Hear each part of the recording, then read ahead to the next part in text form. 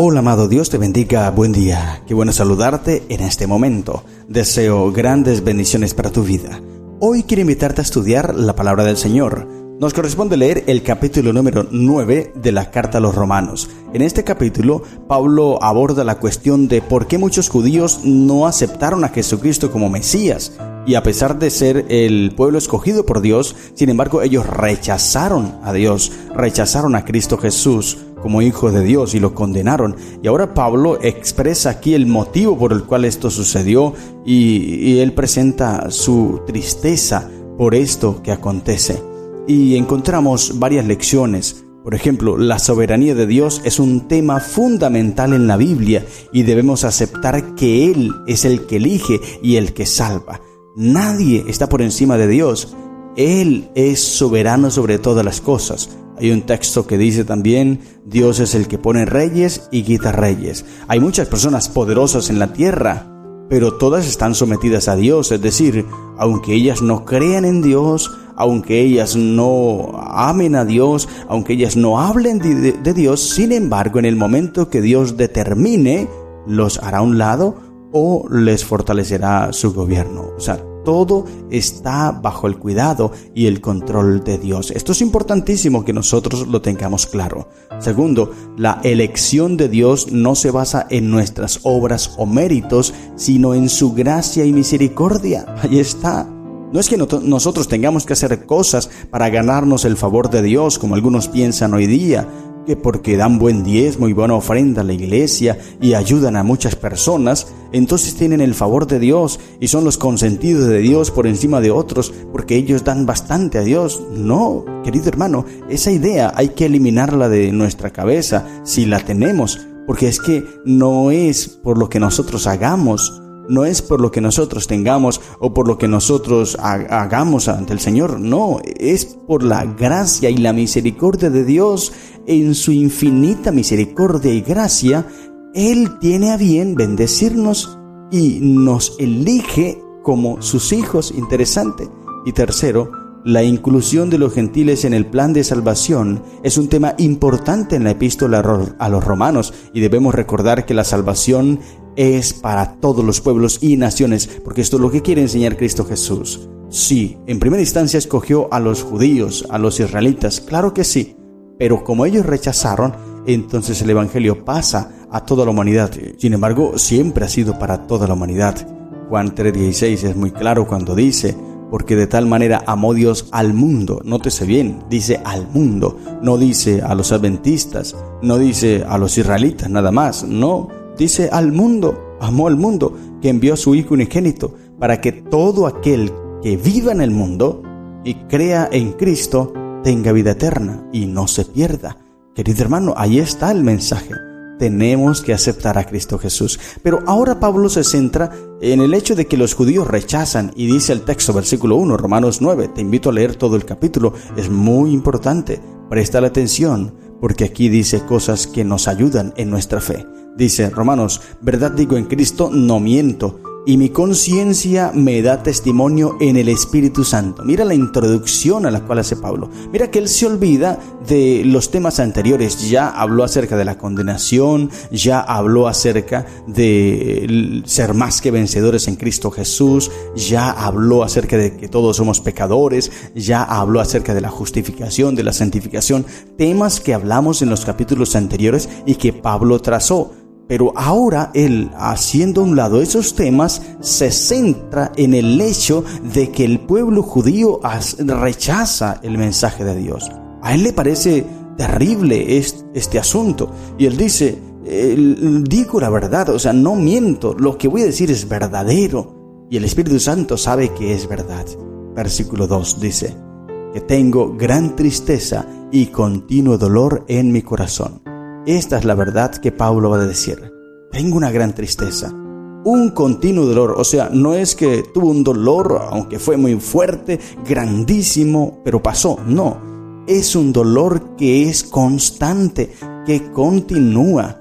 Es un dolor continuo. Él lo tiene en todo momento. ¿Y cuál es el dolor? Dice, porque deseara yo mismo ser anatema, separado de Cristo, por amor a mis hermanos, los que son mis parientes según la carne, que son israelitas, de los cuales son la adopción, la gloria, el pacto, la promulgación de la ley, el culto y las promesas. La tristeza de Pablo entonces es que este pueblo rechazó a Dios, que este pueblo se apartó de Dios, que este pueblo despreció el privilegio lindo que Dios le dio. Y ahora él dice, yo prefiero yo mismo ser anatema y no el pueblo.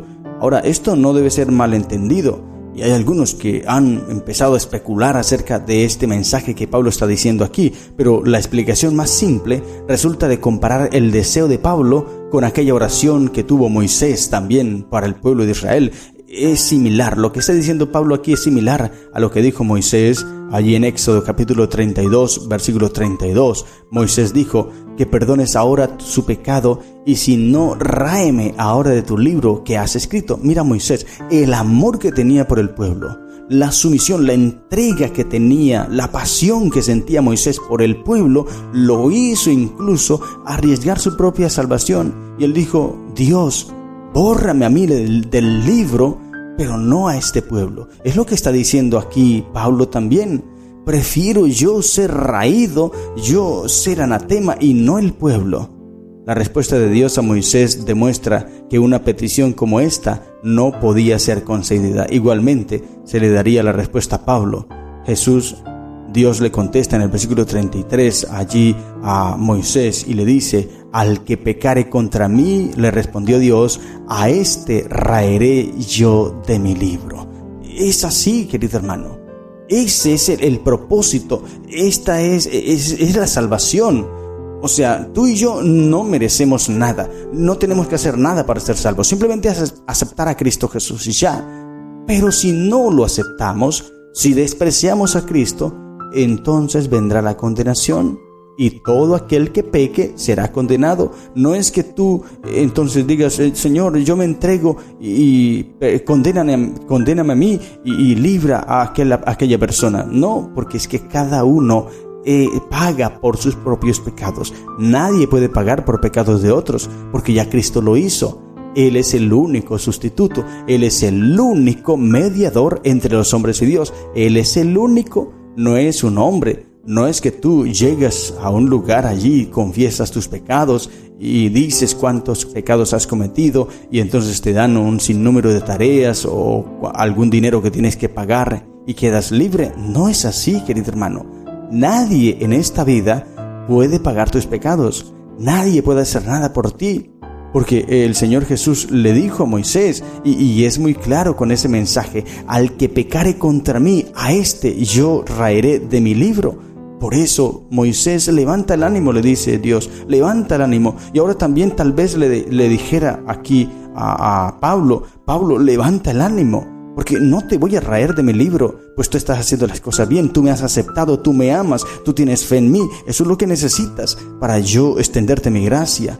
Pero si alguien se aparta, él mismo es condenado por sus propios actos, porque la salvación es individual, le dice Dios aquí a Pablo. Y empieza a mencionar muchas cosas allí. El versículo 5 dice, de quienes son los patriarcas y de los cuales según la carne vino Cristo, el cual es Dios sobre todas las cosas, bendito por los siglos. Amén. No que la palabra de Dios haya fallado, porque no todos los que descienden de Israel son israelitas, ni por ser descendiente de Abraham son todos hijos, sino en Isaac te será llamada descendencia. Según la carne, tanto Isaac como Ismael eran hijos de Abraham. Sin embargo, las promesas fueron dadas a Isaac y a sus descendientes. Mira que se excluye allí a Ismael, aunque Ismael también es hijo de Abraham, de hecho es el primogénito. Pero esto no significa que Ismael y sus descendientes quedaban fuera de los alcances de la salvación, porque Dios escogió a Isaac, entonces Ismael quedó a un lado y se van a perder ya. No, porque no es así, sino que sencillamente es que Dios había escogido a los descendientes de Isaac para que fueran sus misioneros para el mundo. Esto es sencillamente lo que sucedió. No es una elección aquí para salvación, sino es una elección para convertirse en misioneros, porque igual la salvación alcanzaba para los ismaelitas también. Ellos, los de Isaac, debían revelar los principios del reino de Dios ante las naciones para que los hombres fueran atraídos al Señor, dice Patriarcas y Profetas en la página 28 y 32. Dios se reserva el derecho de asignar diversas responsabilidades a los hombres y a las naciones. En esto consiste el hecho de que Dios escoge a uno y a los otros no, pero no para la salvación. No es que Dios te diga, tú vas a ser salvo y ya estás salvo. Y aquel le dice, tú serás condenado. No, Dios no hace eso. Una cosa es que Él sepa quién se salvará y quién se perderá. Esto es cierto, porque Él conoce el fin desde el principio. Pero otra muy diferente es que Él arbitrariamente diga, tú te salvaste, tú te perdiste, tú te vas a salvar, tú te vas a perder. No, o sea, no es así. Él escoge, sí, como misioneros, como sus portavoces. Él escoge a unos y a otros rechaza, claro que sí. En eso sí Él es autónomo, pero en la salvación, Él por su gracia la extiende a toda la humanidad. Sin embargo, la humanidad debe tomar una decisión y es aceptar esa salvación. Pero si alguien la rechaza, entonces se pierde por haber rechazado, no porque Dios lo haya rechazado. Es muy importante que entendamos esto, porque es lo que Dios quiere mencionar aquí. Y el apóstol Pablo sigue diciendo muchas cosas más, pero no te equivoques. El hecho de que aquí Pablo presenta aparentemente de que Dios hace acepción de personas, no está hablando en el tema de la salvación. Una vez más te digo, no es el tema de la salvación. En el caso de Isaac e Ismael, entonces parece que Dios haya discriminado a Ismael y haya hecho acepción de personas con Ismael. No, porque fue para ser portavoces, misioneros de su palabra, misioneros de su evangelio. Escogió a la descendencia de Isaac. Pero Ismael también podía ser salvo. Claro que sí, podía ser salvo, porque de lo contrario entonces Dios sería un Dios injusto. A unos sí y a otros no. Pero Dios no es así. Dios muestra su amor en dar a su Hijo para que toda la humanidad que quiera pueda ser salva. Y ahora, una vez más, mira el versículo 13, lo que dice, porque tampoco podemos malinterpretar este versículo. Versículo 13, como está escrito, a Jacob amé, mas a Esaú aborrecí.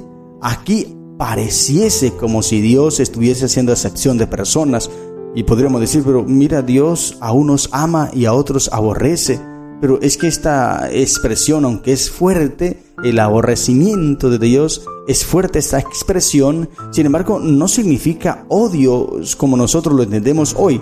El problema de nosotros es que cuando aparecen estas expresiones así, tendemos a compararlas con los sentimientos humanos. Por ejemplo, la ira de Dios. Cuando la Biblia habla de la ira de Dios, nosotros pretendemos comparar la ira de Dios con la ira humana. Y eso es imposible, porque recuerda que Dios no es hombre, ni hijo de hombre. Esto es lo que dice Números. Ya cuando leímos número 23, allí pudimos entender. Cuando dijo Balaán le dice a Balac, escucha, Balac, hijo de Zippor, Dios no es hombre para que mienta, ni hijo de hombre para que se arrepienta. Así que no podemos comparar los sentimientos de Dios con los nuestros, porque Dios no es pecador, porque Dios es santo, es perfecto, es todopoderoso. Nosotros somos pecadores, así que nuestra ira sí es pecaminosa. La ira de Dios jamás, porque Él no comete pecado y no conoce el pecado, imposible. Ahora, el aborrecimiento de Dios, esto no podemos entenderlo como el aborrecimiento nuestro, no, sino sencillamente que Dios prefirió a Jacob antes que a Esaú como progenitor de la raza escogida. Dios escogió a Jacob para que a través de él entonces llegara a su pueblo escogido, que es el pueblo de Israel. Eso es lo que sucedió, pero no en el tema de la salvación. No es que Dios haya amado solamente a Jacob y solamente los descendientes de Jacob iban a ser salvos y a Esaú lo aborreció y ellos ya quedaron condenados. No, esto no es así, querido hermano, y no lo pienses en ninguna manera. Y si alguien te habla de esta forma, no le creas, porque Dios no es así. Ese sí sería el aborrecimiento humano. Nosotros aborrecemos a una persona y ya condenamos a esa persona y toda su familia. Eso sí somos nosotros. pero Dios no.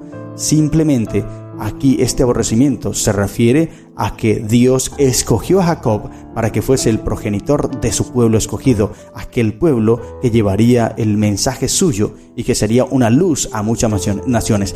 Él tenía que escoger un pueblo, ya sea el de Esaú o el de Jacob, cualquiera de los dos, y escogió a Jacob, y a Esaú aborreció en el sentido de que a él no lo escogió. Esa es la palabra aborrecimiento. Lo que pasa, una vez más te digo, es que como aparece esta expresión, nosotros pensamos que es como nuestro aborrecimiento, pero no es así, porque es el sentimiento de Dios. No podemos llegar a pensar que Dios es igual a nosotros, ¿sí? Por eso debemos tener mucho cuidado. Y allí empieza a mencionar más cosas. Dice, pues a Moisés dice, tendré misericordia del que yo tenga misericordia, y me compadeceré del que yo me compadezca. Una vez más, estos textos que aparecen aquí debemos entenderlos a la manera de Dios, no es a lo nuestro. Por eso es importante. Y ten claro, una verdad clara: Dios no hace acepción de personas. En esto no está hablando nada en cuanto a la salvación. No es que Dios salve al que quiere y condene al que quiere. No, todos los seres humanos tienen acceso o tienen la oportunidad de salvación, todos, pero solo aquel que acepte a Dios será salvo. El que lo rechace, pues él será condenado. Ahora el versículo 16 dice, así que no depende del que quiere ni del que corre, sino de Dios que tiene misericordia. Dios busca la salvación de todos los hombres. Esto es importante. En 1 Timoteo 2:4, allí lo dice el texto bíblico. Dice 1 Timoteo 2, 3 y 4, leamos allí, dice, porque esto es bueno y agradable delante de Dios nuestro Salvador, el cual quiere que todos los hombres sean salvos y vengan al conocimiento de la verdad. Nótese bien, Él desea que todos los hombres sean salvos. Ahora, si la Biblia ya me dice que Dios quiere que todos sean salvos, debo entender muy bien entonces este versículo 16. Aquí no se está refiriendo a la salvación. Como dice, así que no depende del que quiere ni del que corre, sino de Dios que tiene misericordia. Aquí aparentemente está diciendo que no importa lo que tú hagas, si Dios ya te aborreció, tú estarás perdido. Y si Dios te amó, entonces tú te salvarás. O sea, que no depende de ti, sino es de Dios. Y si Él te escogió a ti para perderte, ya te perdiste, hagas lo que hagas. No es eso lo que está diciendo, porque Timoteo ya me dice otra cosa. Y mira que es el mismo Pablo, porque Timoteo allí dice que Dios quiere que todos los hombres sean salvos y vengan al conocimiento de la verdad. O sea, en cuanto a la salvación, querido hermano, ten muy claro esto. No vayas a tergiversar los asuntos. En cuanto a la salvación, Dios no hace acepción de personas. Pero aquí en el capítulo 9 estamos hablando es que Dios escogió al pueblo de Israel para que fuese su portavoz, para que fuese sus misioneros. En ese sentido, Dios es autónomo de escoger y apartar y rechazar al que quiera, sí, y no depende de ti. No es que tú digas, es que yo sí sé predicar, es que yo sí sé hablar, es que yo sí soy bueno, es que yo, entonces por eso Dios me utiliza a mí. No, porque nosotros no debemos hacer nada, o sea, no hay ningún mérito en nosotros para que Dios nos escoja como sus misioneros. Él nos escoge porque simplemente esa es su voluntad. Pero si Él decide aborrecernos, es decir, despreciarnos en ese sentido, en cuanto a ser misioneros suyos, pues Él lo hace. Pero en cuanto a la salvación, el deseo de Dios es que todos sean salvos. Sin embargo, solo aquel que acepte a Cristo podrá encontrar salvación. Así que Dios busca la salvación de todos los hombres. Nadie necesita temer que quedará fuera de los alcances de la salvación.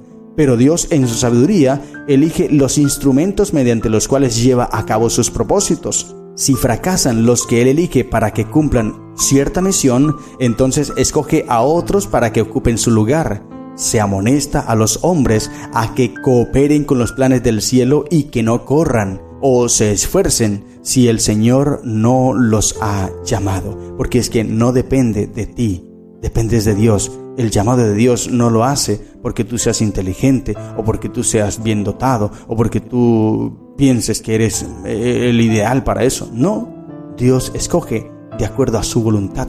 Mira, cuando vino a esta tierra, ¿a quién escogió Jesús como sus discípulos?